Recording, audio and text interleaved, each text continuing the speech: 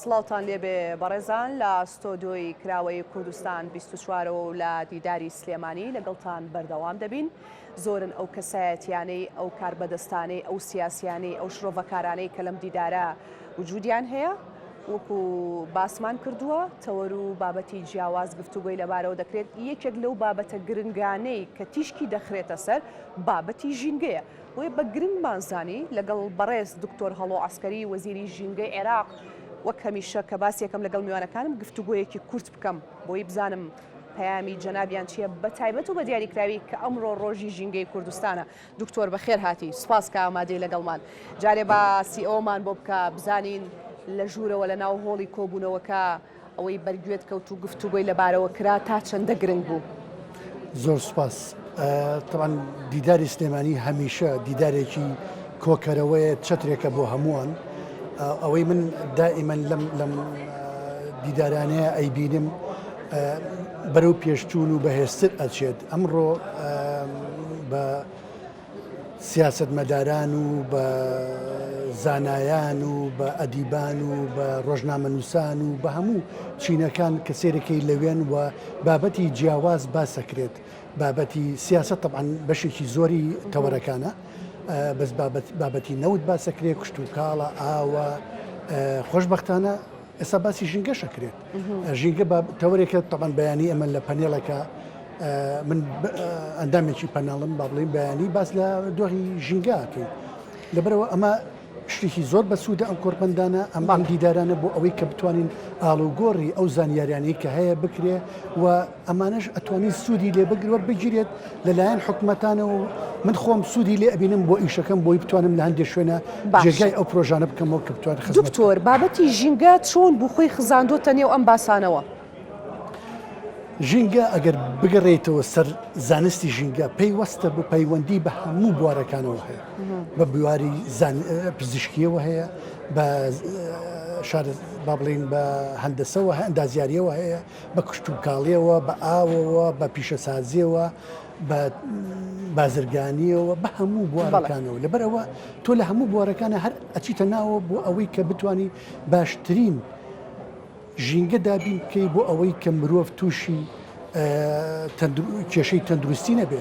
من بە شێوەیەکی تریش ئەیڵێم کێشەی تەندروستی مرۆڤ کە کێشەی هەبێ ئەچێ بۆ نەخۆشخانە بۆ ئەوەی عیلاج وەرد بگرێت. تۆ لەو کاتێک ئەچی بۆ نەخۆشخانە دکتۆرێک ئەتبینێ ئەمە مەسرەفە، ئەدنێرێ بۆ تەحلیل و ئەشی ئەو ئەمانە مەسرەفێکە، دەرمان مەسرەفێک. ئەتەوێ بڵێ چی لێرەوە؟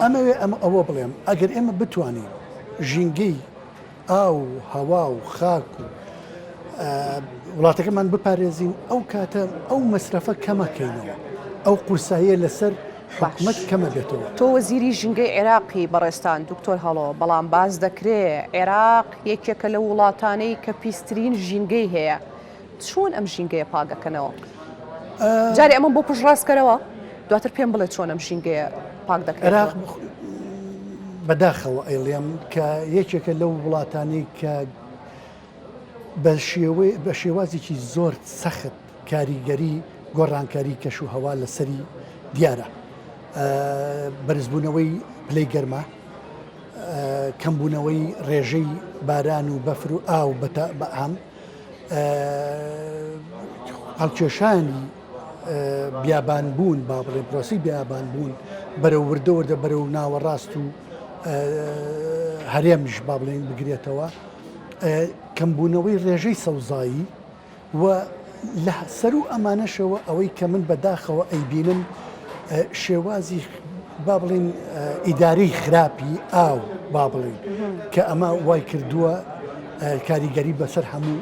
جا من ویستم بپرسم تەنها گۆڕانی کەش و هەوا وای کردووە ژینگەی عێراق خراپێت و ڕیزبەندی ئەو وڵاتانە بگرێت کە خراپن لە ژینگایە خود نەخێر سیاسەتەکەش وای کردووە، ئیداریەن وای کردووە، حکومڕانی وای کردووە کە عێراق ئەو ژینگە خراپە. لە تەقرب و سەڵاتەکەی بەشی یەکە من باس کرد کە گۆڕانکاری کەش و هەوا کە شتێکی سروشتیە، بەڵام ئەو بەشی دووەمەکەیان ئەوەیە کە ئەو پیشەسازیانەی کە لە عێراقا هەیە ئایا پابەندن هەمویان بە ڕێنمایەکانی وزارەتی ژینگەی عێراقەوە؟ نەخێر، هەمووی پابەند نییە. پابەند نەبوون هۆکاری هەیە. من چوومەتە ناو وزارەتێکەوە کەوادرمان زۆر کەمە، کەوادری شارەزامان کەمە تەکنۆلۆجیا و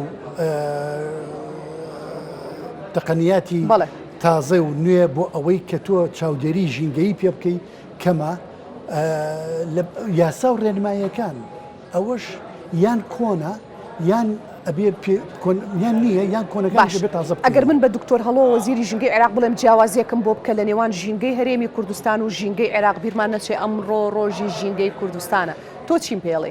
ئەزانی من بە ئەو وڵامە بۆ کورسیە جواب نێم و غەدر لە هیچ لایەک نەکەم. باشە واقعێک هەیە تۆ مامەڵە لەگەڵ سەحرایەکەی زیاتر لە عێراقا لەبەر ئەوە سەحراکە بە پانتایەکی زۆر زۆریشە سەحرایە لەبەرەوە کە تۆ کەسێکی باەک هەڵەکە یەکسە خۆڵبارین دەست پێەکە بەس ئێمە لە کوردستانە تۆ حسابی ئەوە بکە ناوچەیەکی شاخاویە سەوزایی زیاترە لەبەر ئەوە گۆڕانکاریەکە کەمترە لەوەکەوەی کە بەسەر عێراقا بێت و لە هەمان کاتە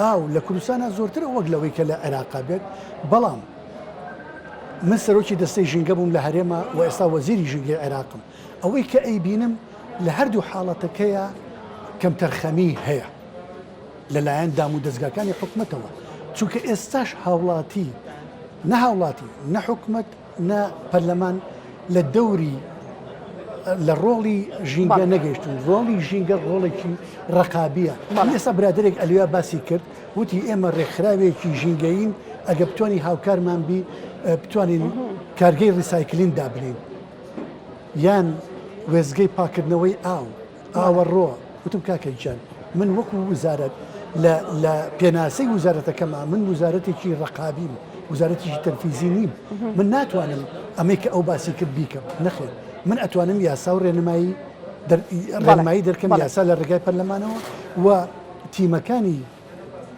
وزارەتی ژینگە بچنە دەرەوە کەشف بکەن بۆ ئەوەی بتوانن چاودێر بن ئایا دەرچەی غازی بێ دەرچەی شل بێ کەمی بکەینەوە. جەنابی وەزیر لە بەرەوەی کاتەکەت کەمە منیش زۆر لە کاتە ناگرم ئیشەڵا ئەم گفتوگۆیە پرسیاری زۆری هەیە بۆ کاتێکی تر و بۆ دەرفەتێکی تر پێکەوە گفتوگۆیەکەینەوە زۆر سپاس دەکەم کە ئێستا ئامادە بووی لەگەڵمان دەست خۆش بێ زۆر سپاس. بەڵە بەرزان ئەو گفتوگۆیەمان کۆتایی هات لەگەڵ جەنابی وەزیر دکتۆر هەڵۆ عەسکەری وەزیری ژینگەی عێراق سپاس کە بینەروبی سەرمان بوون.